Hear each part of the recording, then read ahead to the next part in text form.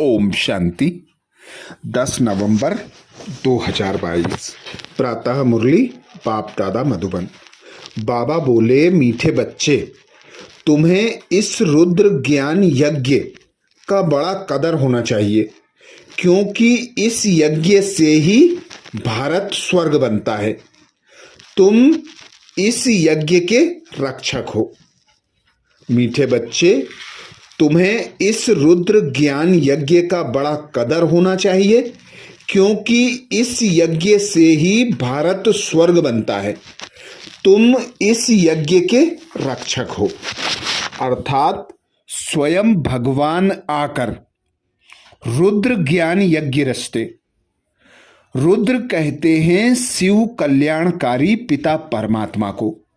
वही आकर भारत को स्वर्ग बनाते हैं और स्वर्ग बनाने के लिए रुद्र ज्ञान यज्ञ रचते।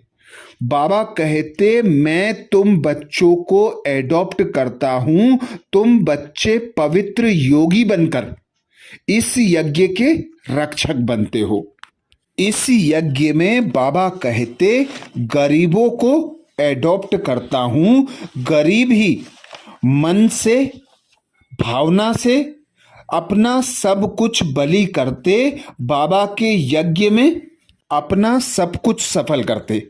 इसीलिए बाबा को गरीब निवाज कहा जाता है। वही आकर गरीबों को साहूकार बनाते।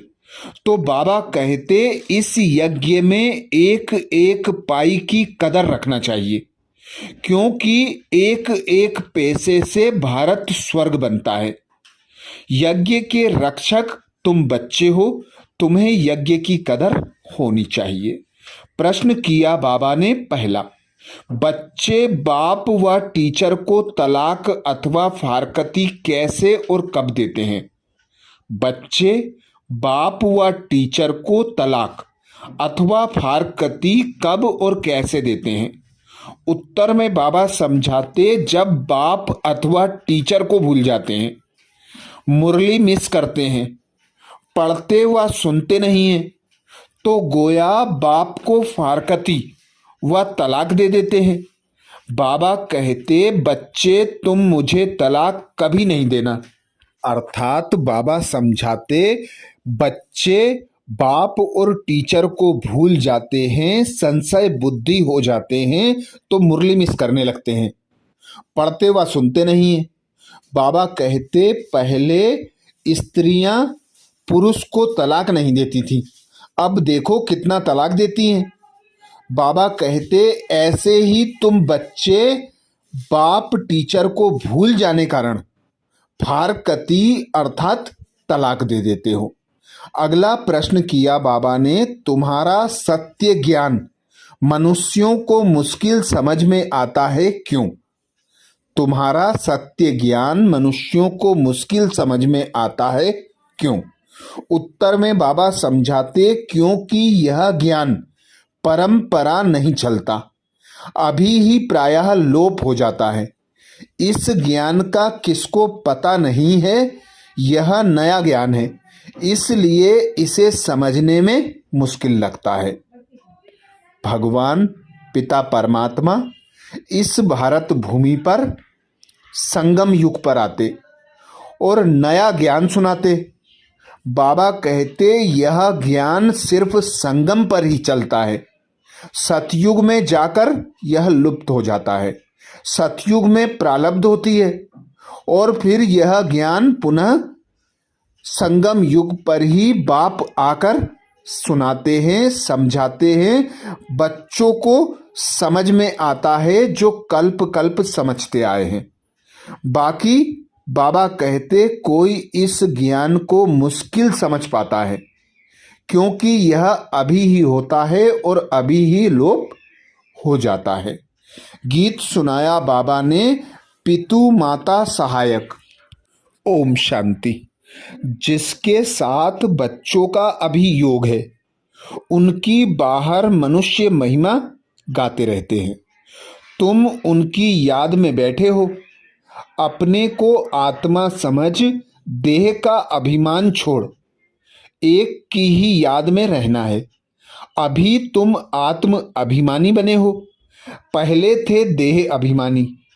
सतयुग में तुम बाप को नहीं जानते क्योंकि सुख में होते हो, तो बाप याद ही नहीं रहता।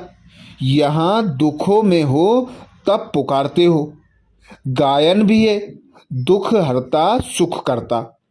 वास्तव में सच्चा सच्चा हरिद्वार यह है। मनुष्य हरि कहते हैं श्री कृष्ण को, बेकुंड को श्री कृष्ण का हरिद्वार कहते हैं। तुम जानते हो वास्तव में हरि श्री कृष्ण को नहीं कहेंगे, दुख हरने वाले को हरि कहेंगे।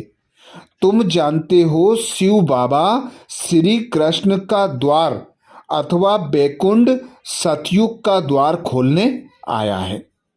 कोई मकान बनाते हैं तो कोई ओपनिंग सेरेमनी करते हैं ना, तो बाबा आया है हरिद्वार की सेरेमनी करने। कृष्ण की राजधानी ने, बाबा कहते कृष्ण की राजधानी में कंस तो होता नहीं है। बाप द्वारा हम स्वर्ग का वर्षा ले रहे हैं। बाप ही आकर स्वर्ग की स्थापना की सेरेमनी कर रहे हैं। स्थापना को सेरेमनी कहा जाता है। मकान का पहला फाउंडेशन लगाया जाता है, फिर मकान बनकर पूरा होता है, फिर सेरेमनी की जाती है। तो बाप फाउंडेशन लगाने आया है। 1937 में फाउंडेशन लगाया, अब फिर तुम स्थापना कर रहे हो।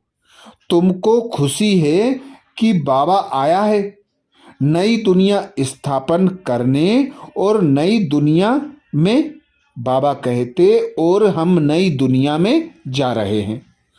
इस पृथ्वी पर स्वर्ग था, अब फिर स्थापन कर रहे हैं। हर एक को पैगाम दे रहे हैं। धर्म स्थापक को पैगंबर कहा जाता है ना। सच्चा सच्चा पैगाम मैं ही आकर देता हूँ। मैं ही राजयोग सिखलाकर स्वर्ग की स्थापना करा रहा हूँ। बाप समझाते हैं कि मैं वेद शास्त्रों से नहीं मिलता हूँ। यह सब भक्ति मार्ग के शास्त्र हैं। भक्ति मार्ग की बहुत सामग्री है। जन्म जन्मांतर से तुम भक्ति करते आए हो। अब ज्ञान सुनो, फिर सतयुग में ज्ञान नहीं सुनेंगे। कहा जाता है ज्ञान अंजन सद्गुरु दिया। सतयुग में अंधकार है नहीं जो भक्ति करें। बाप से ज्ञान लो, फिर भक्ति नहीं रहेगी। तुम जानते हो रावण राज्य किसको कहा जाता है, राम राज्य किसको कहा जाता है। तुमको सारी रोशनी मिली है क्योंकि बाप जगाते हैं। अब देखो दीपावली मनाते हैं, उसमें दीपक कोई छोटे कोई बड़े बनाते हैं। अब यह छोटे दीपक जग रहे हैं। बाबा कहते अब यह छोटे बड़े दीपक जग रहे हैं ना। ज्ञान का धृत मिल रहा है। मनुष्य मरते हैं तो दीपक में धृत डालते रहते हैं कि प्राणी अंधियारे में ठोकरे ना खाए। वह है हद की बातें, तुम्हारी है बेहद की बातें। जब रावण राज्य शुरू होता है तो ठोकरे खाना शुरू होती हैं। अभी दिन प्रतिदिन अधिक ही ठोकरे खाते रहते हैं। पहले एक की भक्ति करते थे, अब तो मनुष्यों की टिवाटे की भक्ति करते हैं। भक्ति की बहुत सामग्री है। जितनी वृक्ष की सामग्री है, बीज से कितना बड़ा वृक्ष निकलता है। भक्ति भी इतनी है। ज्ञान है बीज, यह सृष्टि तो अनादि अविनाशी है। इनका कब विनाश नहीं होता। यह सृष्टि चक्र लगाती, बाबा कहते यह सृष्टि चक्र लगाती रहती है। बीज भी एक है तो झाड़ भी एक है। ऐसे नहीं आकाश में, पाताल में, सूर्य में, चांद में दुनिया है। यह तो साइंस वाले चंद्रमा में जाकर रहने की कोशिश करते हैं, परंतु यह नहीं जानते कि साइंस से सारी दुनिया का विनाश होना है और राज्य तुम ले लेंगे। तुम कहेंगे यह भी ड्रामा में नूंद है। दूसरे इन बातों को समझेंगे नहीं। राजाई तुमको मिलनी है क्योंकि कनेक्शन, बाबा कहते, क्योंकि कनेक्शन है कृष्णपुरी और क्रिश्चियनपुरी का। इन्होंने भारतवासियों को आपस में लड़ाकर कृष्णपुरी को क्रिश्चियनपुरी बनाया। अब बाप कहते हैं हिसाब लेना है। इनको आपस में लड़ाकर माखन तुमको देते हैं अथवा तुमको विश्व का मालिक बनाते हैं। यह आपस में लड़ेंगे जरूर। वह समझते हैं हम पहलवान, वह समझते हैं हम पहलवान। हम जीतेंगे लेकिन सबसे पहलवान तो तुम पड़े हो। जीत तुम्हारी होनी है। महावीर और महावीरनी कहा जाता है। बाप कहते हैं माया के तूफान तो आएंगे परंतु कर्म में नहीं आना। योग बल से स्थापना हो रही है और बाहुबल से विनाश हो रहा है। उठते बैठते चलते फिरते बाप को याद करना है। इसको कहा जाता है योग बल। फिर ज्ञान बल कहा जाता है। ज्ञान बल क्यों कहा जाता है? क्योंकि शास्त्रों में बल नहीं है। उनसे कोई को मुक्ति, जीवन मुक्ति नहीं मिल सकती, इसलिए उनको ज्ञान नहीं कहा जाता। भक्ति के शास्त्र कहेंगे। ज्ञान का कोई शास्त्र होता नहीं। अब जो राम के पुस्तक बने हैं वह जो भी शास्त्र आदि हैं सब लड़ाई में खत्म हो जाएंगे। झूठी गीता, सच्ची गीता सब खत्म हो जाएंगी क्योंकि सद्गति मिल जाती है। सब कामनाएं पूरी हो जाती हैं। कोई कामना रहेगी नहीं। अब तुम 84 के चक्र को जानते हो। तुम अभी बेअंत नहीं कहेंगे। बेअंत कहते हैं नास्तिक, कहते हैं गॉड फादर, परंतु नाम रूप देश काल कर्तव्य को नहीं जानते हैं। तुम उनके नई दुनिया की स्थापना, पतितों को पावन करने के कर्तव्य को जान गए हो। मनुष्य तो रावण को जलाते हैं। तुमको तो अब हंसी आती है। जन्म जन्मांतर तुम भी रावण को जलाते थे। अभी तो राम, बाबा कहते, अभी तो रावण राज्य का विनाश होना है। फिर आती है दीपावली, वहाँ घोर सोच रहा है, उसको राम राज्य कहते हैं। कहते तो सब हैं कि राम राज्य चाहिए, परंतु राम राज्य को जानते नहीं। अभी तुमको ज्ञान मिल रहा है और रावण राज्य ट्रांसफर होना है राम राज्य में। उससे पहले तुम जाएंगे रुद्रमाला में।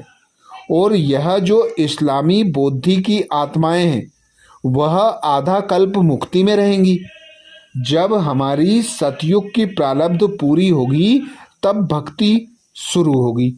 फिर द्वापर को रावण राज्य कहा जाता है क्योंकि अपने देवता धर्म को भूल गए हैं। यह होना है जरूर। बाबा कहते मिसाल बड़ के झाड़ का देते हैं। बच्चे जानते हैं कि आदि सनातन देवी देवता धर्म का फाउंडेशन प्रायः लोप हो चुका है। सब धर्म भ्रष्ट, कर्म भ्रष्ट हो गए हैं। जब देवी देवता धर्म स्थापन हो तब सब धर्म विनाश हो जाएं। कहते भी हैं अनेक अधर्म विनाश, एक सत्य धर्म की स्थापना हो। यहाँ वर्षा पाने का तुम पुरुषार्थ कर रहे हो। जो धारणा करेंगे, कराएंगे, वह उच्च पद पाएंगे। बाप कहते हैं मुख्य बात जरूर धारण करो कि हमको निराकार बाप पढ़ाते हैं, श्री कृष्ण नहीं पढ़ाते हैं। चित्र भी बनाया है, एक तरफ श्री कृष्ण का चित्र, दूसरी तरफ शिव का। पूछना है अब बताओ गीता का भगवान कौन? जज करो। तुमको समझाने में बहुत सहज होगा कि गीता का भगवान श्री कृष्ण नहीं शिव है। तुमको मालूम है गीता का ज्ञान फिर से बाप दे रहे हैं। गीत में भी है गीता का ज्ञान फिर से सुनना पड़े। गीत तो तुमने नहीं बनाए हैं, बनाने वाले तो मनुष्य ही हैं, परंतु अर्थ को नहीं जानते। कहते हैं गीता के भगवान ने ज्ञान घोड़े गाड़ी में बैठ कर दिया। श्री कृष्ण के लिए कोई घोड़े गाड़ी थोड़े ही आएगी। अगर श्री कृष्ण होता तो उनके लिए अच्छे से अच्छी गाड़ी ले आए, बड़े बड़े धनवान आ जाएं। यहाँ तो देखो अपनी मोटर अर्थात शरीर भी नहीं है, आता ही हूँ पतित शरीर में, तो गुप्त है ना, श्री कृष्ण की बात नहीं। बाबा कहते श्री कृष्ण की तो बात नहीं, फिर तुम भक्ति मार्ग में मेरा कितना मान रखते हो। सोमनाथ का मंदिर बनाते हो, कोई एक मंदिर थोड़े ही होगा, अनेक होंगे, फिर उन्हें लूटा भी होगा। तो सारी बेहद की हिस्ट्री ज्योग्राफी को तुम जान गए हो। बाप को कहते हैं नॉलेजफुल। तो यहाँ ज्ञान भी दिया जाता है, पढ़ाई भी पढ़ाई जाती है। ज्ञान है मन मना भव, इससे सद्गति होती है। फिर मध्याजी भव की पढ़ाई पढ़ाते हैं। टीचर और गुरु का पार्ट इकट्ठा चलता है। सारे वर्ल्ड की हिस्ट्री ज्योग्राफी तुमको पढ़ाते हैं। सच्ची सच्ची नंस तुम हो, क्योंकि तुम एक को याद करती हो। नंस के गले में क्रॉस पड़ा रहता है, क्राइस्ट को याद करती रहती हैं, समझती हैं क्राइस्ट गॉड का बच्चा था।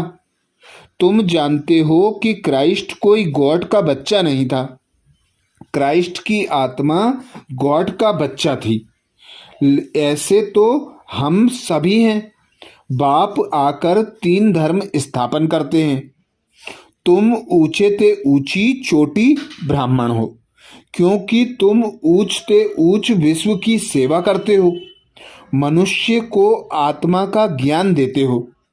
तुम आत्मा को बाप से वर्षा मिलता है।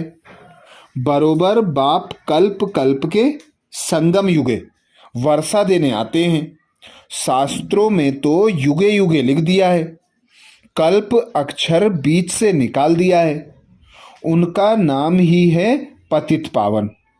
तो युगे युगे आकर क्या करेंगे? कल्प में एक बार आकर पावन बनाकर चले जाते हैं। तो बाप कहते हैं मुझे तलाक मत देना।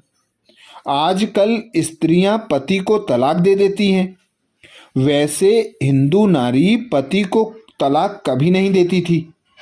तुमको मुरली सुननी है जरूर, मुरली नहीं सुनते हो तो गोया बाप टीचर को भूल जाते हो। यह भी जैसे तलाक हो गया। बाबा कहते तुमको भी कितना अटेंशन देना है। अब नापास होंगे तो कल्प कल्प नापास होंगे। अंत में सबको मालूम पड़ जाएगा कि किस किस ने कितनी पढ़ाई पढ़ी है। सब कहते हैं कि शांति चाहिए, गोया मुक्ति चाहते हैं। कहते हैं कि दुख में सिमरन सब करें, सुख में करे ना कोई।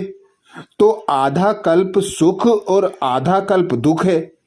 सुख दुख का खेल भारत पर ही है।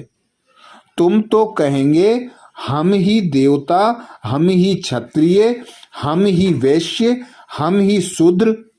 तो हम सो का अर्थ भी तो कोई नहीं जानते हैं। तो बाप कहते हैं मन मना भव मध्याजी भव। खुद धारण कर औरों को धारण कराए तो अहो सौभाग्य। याद से ही विकर्म विनाश होंगे। कहाँ गंगा में स्नान करना, कहाँ योग में रहे पावन बनना। बच्चों को यज्ञ के पैसे की बहुत कदर होनी चाहिए, क्योंकि इससे भारत स्वर्ग बनता है। बाप है गरीब निवाज। गरीबों की पाई पाई पड़ेगी तब वह साहूकार बनेंगे। स्वर्ग में हेल्थ वेल्थ हैप्पीनेस है। अगर हेल्थ वेल्थ है तो हैप्पीनेस भी है। अगर हेल्थ हो वेल्थ ना हो तो हैप्पीनेस हो नहीं सकती। सतयुग में हेल्थ वेल्थ है तो सदैव हैप्पी रहते हैं, वहाँ कभी रोते नहीं हैं। तो तुमको भी यहाँ रोना नहीं है, परंतु माया के तूफान मुरझा देते हैं। हेल्थ मिलती है हॉस्पिटल से और वेल्थ मिलती है पढ़ाई से। तो देखो मेरे बच्चे कितने गरीब हैं, 3 पैर पृथ्वी के हॉस्पिटल खोल देते हैं, जहाँ से ही सबको हेल्थ वेल्थ मिलती है। अच्छा, मीठे मीठे सिकिलदे बच्चों प्रति माता पिता बाप दादा का याद प्यार और गुड मॉर्निंग। रूहानी बाप की रूहानी बच्चों को नमस्ते। हम सब रूहानी बच्चों की रूहानी माता पिता बाप दादा को याद प्यार गुड मॉर्निंग और नमस्ते। धारणा के लिए मुख्य सार में बाबा कहते, पहली पॉइंट, माया के तूफानों में कभी मुरझाना नहीं है, सदैव खुशी में रहना है। माया के तूफानों में कभी मुरझाना नहीं है, सदैव खुशी में रहना है। दूसरी पॉइंट बाबा समझाते, हमको निराकार बाप पढ़ाते हैं, इस नशे में रहना है, इस झूठी दुनिया में कोई भी कामना नहीं रखनी है। हमको निराकार बाप पढ़ाते हैं, इस नशे में रहना है, इस झूठी दुनिया में कोई भी कामना नहीं रखनी है। वरदान दिया बाबा ने, वरदान में बाबा बोले, हर रोज की मुरली के माध्यम द्वारा, बाबा कहते हर रोज मुरली के साधन द्वारा व्यर्थ को खत्म करने वाले पास विद ऑनर भाव। हर रोज मुरली के साधन द्वारा व्यर्थ को खत्म करने वाले पास विद ऑनर भाव। डिटेल में बाबा समझाते, हर रोज की मुरली मन को बिजी रखने का साधन है। मुरली की कोई भी पॉइंट पर मनन करते रहो तो मन बिजी रहेगा और व्यर्थ स्वतः खत्म हो जाएगा। मन को मनसा वाचा और कर्मणा सेवा में इतना बिजी कर दो जो व्यर्थ संकल्प आवे ही नहीं, तभी फाइनल पेपर में पास विद ऑनर हो सकेंगे। अगर व्यर्थ संकल्प चलने का अभ्यास होगा तो समय पर धोखा खा लेंगे। स्लोगन में बाबा बोले, प्लेन को प्रैक्टिकल में लाने के लिए बालक और मालिकपन का बैलेंस रखो। प्लेन को प्रैक्टिकल में लाने के लिए बालक और मालिकपन का बैलेंस रखो। तो ये थे बाबा के महावाक्य। अच्छा, ओम शांति।